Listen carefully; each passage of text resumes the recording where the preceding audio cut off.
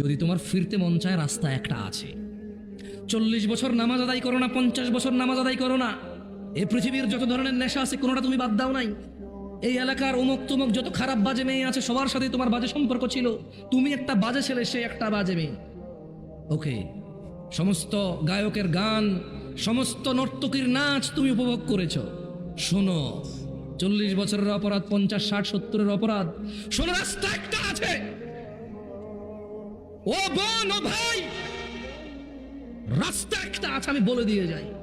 হাদিস থেকে বলবো না যে তুমি বলবা জাল, দইফ, এইটা হাসান কিনা, সহি কিনা। কেউ তোমাকে বিভ্রান্ত করবে, আমি ওখান থেকে বলবো না।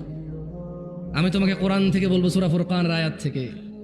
তিনি সুবহান ওয়া তাআলা বলছেন, এই পৃথিবীর, এটা শুধু মুসলমানদের জন্য না, কিন্তু এটা শুধু মুসলমানদের জন্য না, এই পৃথিবীর সবার, সব অপরাধীর জন্য।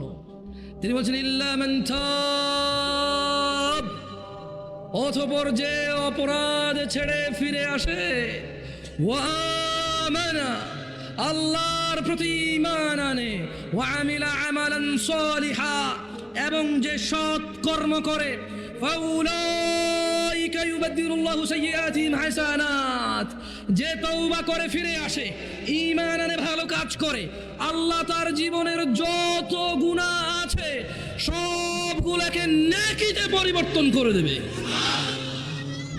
চয়েস ইজ ইয়োর্স, তোমার চয়েস ভাই, সিদ্ধান্ত তোমার। তুমি তোমার জানা নিয়ে মরবা, মদ নিয়ে মরবা, নেশা নিয়ে মরবা, বেনামাজি নিয়ে মরবা, নাকি সবগুলোকে, এগুলো থেকে ফিরে এসে